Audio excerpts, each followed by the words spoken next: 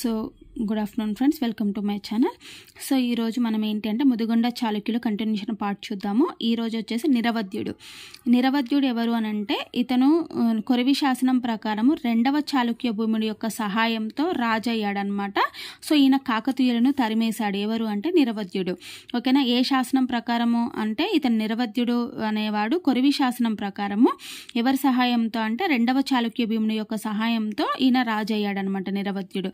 ఓకేనా. సో అట్లాగే మనకి నెక్స్ట్ రాజు ఎవరు అంటే రెండవ కుసుమయోధుడు. ఈ రెండవ కుసుమయోధుడు యొక్క బిరుదు ఏంటి అంటే వినీత జనాశ్రయ అనేది ఇతని బిరుదు అనమాట. ఇతని రాజకీయ మరియు పరిపాలన గురించి ఏ శాసనంలో ఉంది అంటే కొరివి శాసనంలో ఉందన్నమాట. ఓకేనా. ఇతని కాలంలో ముదిగొండపై అధికారం కోల్పోయారు. అంటే ఏ ముదిగొండ చాళుక్యుల రాజుల కాలంలో ముదిగొండపై అధికారాన్ని కోల్పోయారు అంటే రెండవ కుసుమయోధుడి కాలంలో వీళ్ళు ముదిగొండపై అధికారాన్ని కోల్పోయారనమాట. సో వీళ్ళు ఇట్లా అధికారాన్ని కోల్పోయారు అనేసి దేని ద్వారా తెలుస్తుంది అంటే మనకి మొగల్ చెరువు శాసనం ద్వారా తెలుస్తుంది అనమాట. ఓకేనా. అట్లాగే మంచికొండలోని మొగలి చెరువు అనే గ్రామానికి, మనకు మంచికొండ నాడు అని అన్నాం కదా, ఆ మంచికొండ నాడులో ఉన్నటువంటి మొగలి చెరువు అనే గ్రామానికి అన్ని పన్నులు మినహాయించి కుత్సిత గోత్రికుడైనటువంటి బ్రాహ్మణుడు, అంటే ఒక బ్రాహ్మణుడు, అతని గోత్రం ఏంటంటే కుత్సిత గోత్రం అనమాట. ఈ బ్రాహ్మణుడికి దోనియ శర్మకు, బ్రాహ్మణుడు ఎవరు అంటే ఈ దోనియ శర్మ అనమాట.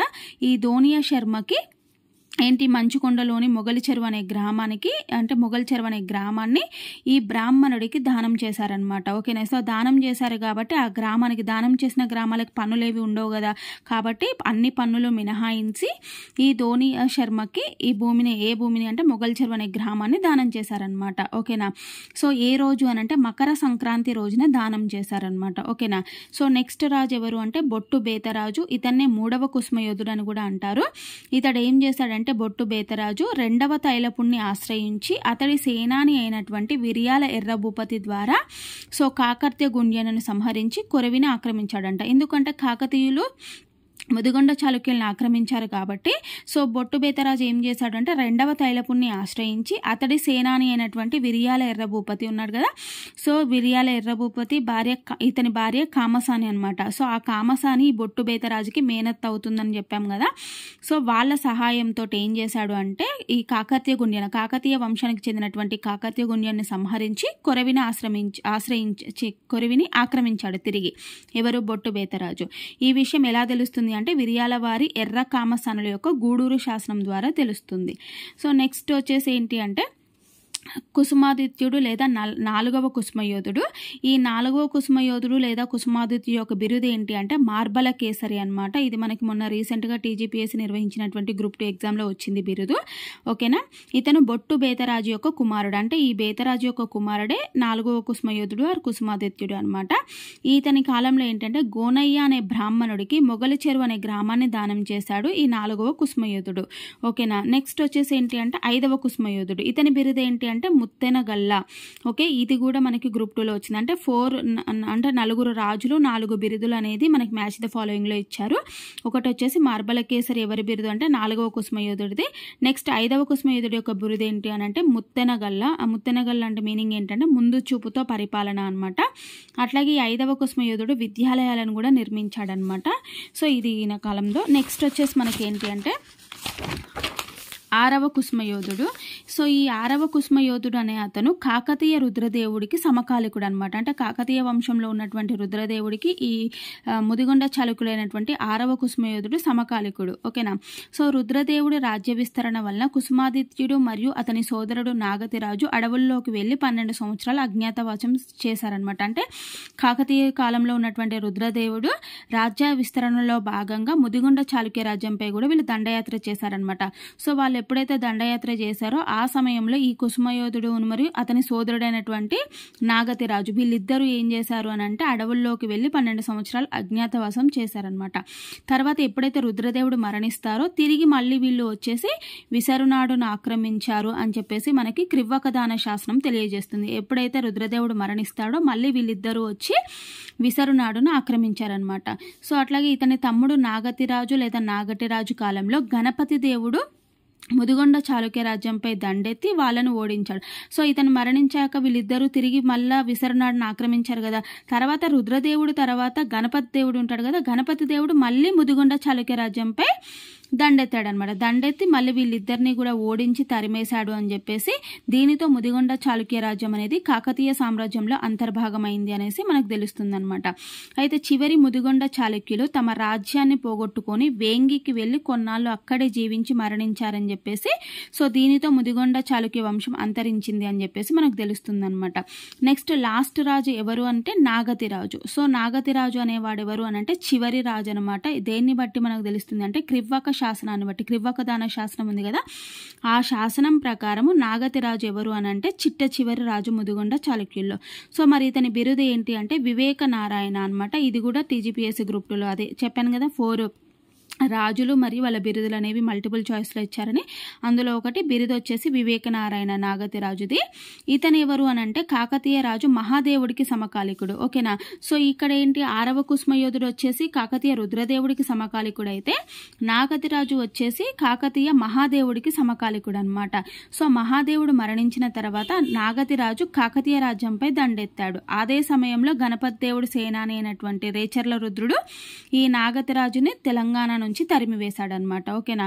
సో ఇతను మహాదేవుడు మరణించిన తర్వాత వాళ్ళ కొడుకు ఎవరు, ఈ మహాదేవుడు తర్వాత గణపతి దేవుడు ఉంటాడు కదా, గణపతి దేవుడి సమయంలో కాకతీయ రాజ్యంపై ఈ నాగతి రాజు దండయాత్ర చేశారు. అప్పుడు గణపతి దేవుడి యొక్క సేనాని అయినటువంటి రేచర్ల రుద్రుడు ఉన్నాడు కదా, ఈ రేచర్ల రుద్రుడు నాగతి రాజును తెలంగాణ నుంచి తరిమివేశాడు. సో రేచర్ల రుద్రుడు వేసినటువంటి పాలంపేట శాసనం అనేది ముదిగొండ చాళుక్యుల యొక్క పతనాన్ని తెలియజేస్తుంది అనమాట. ఓకేనా. ఈ రాజ్యాన్ని కొలిపినటువంటి నాగతిరాజు అతని కుటుంబ సభ్యులు కొరివి మండలం చేరుకొని అక్కడ నివసించినట్లుగా మనకి నత్తరామేశ్వరం, కృష్ణా జిల్లాల్లోని శ్రీకాకుళ శాసనాల ద్వారా మనకు తెలుస్తున్నాయన్నమాట. ఓకేనా. సో తర్వాత కంప్లీట్గా ముదిగొండ చాళుక్య రాజ్యం అనేది కాకతీయ సామ్రాజ్యంలో అంతర్భాగమైంది. సో నెక్స్ట్ ఇంకేంటి అంటే ముదిగొండ చాళుక్యుల కాలంలో రాజ్యం యొక్క ఆదాయ వ్యయం. సో రాజ్యానికి ఆదాయ వ్యయం ఎలా వచ్చేది అంటే ముదిగొండ చాళుక్య రాజు అయినటువంటి నిరవధ్యుడు వేయించినటువంటి కొరివి శాసనాన్ని బట్టి తెలంగాణ ప్రాంతంలో పన్నులను రాజులు గ్రామ నాయకుల నుంచి గుత్తగా వసూలు చేసేవాళ్ళు. అంటే తెలంగాణలో పన్నులు వసూలు చేసే వాళ్ళు ఉంటారు కదా, ఆ పన్నులని డైరెక్ట్గా రాజులే గ్రామ నాయకుల నుంచి గుత్తగా వసూలు చేసినట్లు తెలుస్తుంది అనమాట ఈ కొరివి శాసనం ప్రకారం. అట్లాగే కొరివి శాసనం ఇంకేం చెప్తుంది అంటే నేరస్తులపై విధించే దండనలు ఇతర చిల్లర పన్నులను ఆ గ్రామ నాయకుడే వసూలు చేసుకోవచ్చు. ఓకేనా. సో ఈ గ్రామ నాయకులు ఉంటారు కదా, ఈ గ్రామ నాయకులు ఏంటి అంటే నేరస్తులపై విధించే పన్నులు, చిల్లర పన్నులను వీళ్ళు వసూలు చేసుకునేవాళ్ళు, వీళ్ళ నుంచి గుత్తగా రాజులు వసూలు చేసుకునేవాళ్ళు అనమాట. ఓకేనా. సో ముదిగొండ చాళుక్యులు తూర్పు చాళుక్యుల విశ్వాసాలతో తెలంగాణను పాలించారు. ఎందుకంటే వీళ్ళు తూర్పు చాళుక్యుల దగ్గరనే సామంతులుగా పనిచేశారు కాబట్టి వాళ్ళ యొక్క విశ్వాసంతో వీళ్ళు తెలంగాణను పరిపాలించారనమాట. అట్లాగే ముదిగొండ చాళుక్యుల కాలంలో సామాజిక మరియు ఆర్థిక అంటే ఇక రాజాధ్యాయాల గురించి మనకు వచ్చినాయి కదా, రాజు యొక్క ఆదాయం వ్యయం గురించి. సామాజిక పరిస్థితులు అంటే ఏంటి, ముదిగొండ చాళుక్యులది మానవ్యస గోత్రం. అంటే వీళ్ళ గోత్రం ముదిగొండ చాళుక్యుల యొక్క గోత్రం ఏంటి అంటే మానవ్యస గోత్రం అని చెప్పేసి శాసనాల్లో ఉందన్నమాట. అయితే ఈ ముదిగొండ చాళుక్యులు కూడా మొదటి శూద్రులే అనమాట, తర్వాత వీళ్ళు బ్రాహ్మణీకరించబడ్డారు అని చెప్పేసి తెలుస్తుంది. మరి మొగల్ చెరువు శాసనం ఏం చెప్తుంది అంటే ప్రజలు గ్రామాలు గిరిజన గూడాలలో నివసించే వాళ్ళు అని చెప్పేసి మొగలి చెరువు శాసనం తెలుస్తుందనమాట. అంటే ప్రజలు గ్రామాలు గిరిజన గూడాల్లో నివసించినా కూడా రాజులకి పేదరికం సంక్షేమం పట్ల స్పృహ కలదు, అంటే వాళ్ళకి సంక్షేమాన్ని పేదరికాన్ని నిర్మూలించారు అని చెప్పేసి కూడా మనకు తెలుస్తుందనమాట. అట్లాగే ఏంటి అంటే పెరామణి పున్నమి నాగు. ఓకేనా. పెరామణి పున్నమి నాగు అనేది ఒక స్పెషల్ డే అనమాట. ఆ రోజు ఎవరైనా ఎరగధ్యానం ప్రభుత్వానికి చెల్లిస్తే, అంటే పన్నుల రూపంలో ప్రభుత్వానికి అమౌంట్ అనేది చెల్లిస్తే వాళ్ళకి మంచి జరుగుతుంది అని చెప్పేసి శాసనాల్లో పేర్కొన్నారనమాట. అంటే ఈ స్పెషల్ డే రోజున ఎవరైనా సరే ప్రభుత్వానికి ఎరగధ్యానం అంటే ఏదో ఒక రూపంలో పన్నును చెల్లిస్తే వాళ్ళకి మంచి జరుగుతుంది అని చెప్పేసి పేర్కొన్నారనమాట. సో దీన్ని బట్టి చూస్తే మనకి క్రింది విషయాలు తెలుస్తున్నాయి. ఏంటి అంటే వీరి కాలంలో బలవంత పన్ను అనేది వసూలు చేయలేదు, ఎందుకంటే వీళ్ళే ఎరగధ్యానం రూపంలో ప్రభుత్వానికి పన్నులు చెల్లించారు కాబట్టి వాళ్ళు బలవంతంగా పన్నులు వసూలు చేయాల్సిన పరిస్థితి అనేది లేదనమాట. ప్రజలే స్వచ్ఛందంగా పన్నులు చెల్లించేవాళ్ళు, అంటే ఎవరి బలవంతం లేకుండా ప్రజలు స్వచ్ఛందంగా పన్నులు చెల్లించేవాళ్ళు. ఈ ఆదాయాన్ని దేనికి ఉపయోగించేవాళ్ళు అంటే చెరువులు త్రవ్వడానికి మరియు వ్యవసాయాన్ని అభివృద్ధి చేయడానికి ఖర్చు చేసేవాళ్ళు అనమాట. ఓకేనా. అట్లాగే ఇంకా ఏంటి అని అంటే మనకి మతం. ఓకే. సో ముదిగొండ చాళుక్యులు ఏ మతాన్ని ఆదరించే వాళ్ళు అంటే వీళ్ళు వైదిక మతం, వైష్ణవ మతం, శైవ మతం, నెక్స్ట్ శాక్త శాక్తేయ మతాలు. ఈ 4 మతాలని ముదిగొండ చాళుక్యులు పాటించినట్లుగా తెలుస్తుంది. శక్తి దేవతారాధన అంటే వీళ్ళు తమను తాము హారతి పుత్రులమని సప్తమాత్రికులచే పాలింపబడుతున్న వాళ్ళమని చెప్పుకున్నారు. ఎవరు అంటే ముదిగొండ చాళుక్యులు. ఓకేనా. బొట్టు బేతరాజు రాణి అంటే బొట్టు బేతరాజు భార్య అయినటువంటి శ్రీ మహాదేవి అభినవ గౌరిగా ప్రశంసించబడింది అనమాట. ఓకేనా. అంటే వీళ్ళు శక్తి దేవతారాధన అంటే వాళ్ళు హారతీదేవి పుత్రులము, సప్తమాత్రికులచే మేము పాలించబడుతున్నామని వాళ్ళు గొప్పలు చెప్పుకున్నారనమాట. నెక్స్ట్ వచ్చేసి ఏంటి అంటే వైష్ణవ మతం. ఈ ముదిగొండ చాళుక్యుల యొక్క శాసనాల్లో భగవన్ నారాయణుడు, వారాహ లాంఛనం, గరుడ ధ్వజం ఇవి 3 ఉండడం వల్ల వీళ్ళ యొక్క వైష్ణవ భక్తి విధానం ఎలా ఉండేది అనేది మనకు తెలుస్తుంది అనమాట. ఓకేనా. వీళ్ళ కాలంలో భగవన్ నారాయణుడిని పూజించే వాళ్ళు. వీళ్ళ లాంఛనం వచ్చేసి వరాహ లాంఛనము. ఓకేనా. గరుడ ధ్వజం అనేది ఇవన్నీ కూడా వీళ్ళు వైష్ణవ భక్తిని ఎలా పూజించే వాళ్ళు అంటే వైష్ణవ మతాన్ని ఎలా డెవలప్ చేశారు అనేది మనకి వీటి ద్వారా తెలుస్తుంది అనమాట. నెక్స్ట్ వచ్చేసి కామదేవుడు. వీరి కాలపు అత్యంత ఆసక్తికరమైన దేవుడు ఎవరు అంటే కామదేవుడు అనమాట. ఇతనికి రూపం అనేది లేదు, నిర్గుణ దేవుడు అనమాట. సో నేటికి ఉత్తర తెలంగాణలో గిరిజనులు ఈ దేవుణ్ణి పూజిస్తారనమాట, కామదేవుణ్ణి.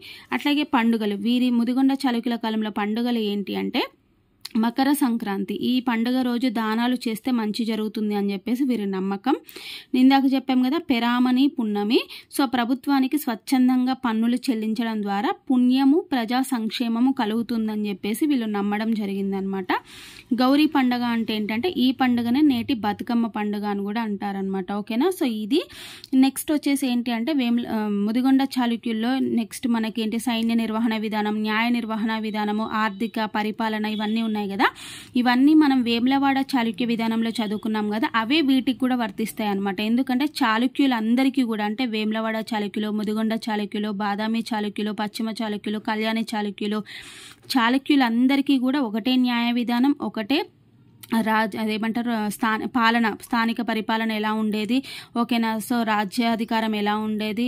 నెక్స్ట్ ఇంకా ఏంటి అంటే సైనిక న్యాయ నిర్వహణ ఇవన్నీ విధానాలు కూడా అందరు చాళుక్యులకి ఒకటే అనమాట. మనం వేములవాడ చాళుక్యుల్లో అన్ని అంశాలు చూసాం కదా, సామాజిక, ఆర్థిక, నెక్స్ట్ పరిపాలన, ఓకేనా, న్యాయ, సైన్య ఇవన్నీ వాటిలో చూసాం కదా. అదే కంటిన్యూషన్గా దీంట్లో కూడా అదే రాసుకోండి. ఎందుకంటే ఇది కూడా చాళుక్యుల వంశమే కాబట్టి సేమ్ పరిపాలన విధానం అనేది ఉంటుంది. సో ఇంకొకటి ఏంటి అని అంటే మీరు నిన్న జరిగిన ముదిగొండ చాళుక్యుల కాలంలో ఇదొకటి మీరు హైలైట్ చేసుకోండి. ఏంటి అంటే నిన్న ఇది చూసారు, బిరుదు రణమర్దన వయకుల తిలక అనేది గ్రూప్ 2లో ఇచ్చారన్నాం కదా. ఇంకొకటి కూడా ఉందన్నమాట మనకి గ్రూప్ 3లో వచ్చింది. ఏంటి అంటే ఈ 1వ కుసుమయోధుడు ఉన్నాడు కదా, 1వ కుసుమయోధుడు చాళుక్య భీముడికి సమకాలికుడు అనమాట. కానీ మనకి గ్రూప్ 3 ఎగ్జామ్లో ఏమి ఇచ్చారంటే 1వ అమ్మరాజుకు సమకాలికుడు అని ఇచ్చారనమాట. కాబట్టి AB bit right or wrong అంటారు కదా, 1వ అమ్మరాజు అని ఇచ్చాడు కాబట్టి ఈ బిట్ అనేది ఇట్లా రాంగ్ అవుతుంది. ఇతను ఎవరికి సమకాలికుడు అంటే చాళుక్య భీముడికి సమకాలికుడు అనమాట. ఇదొకటి మీరు హైలైట్ చేసుకోండి.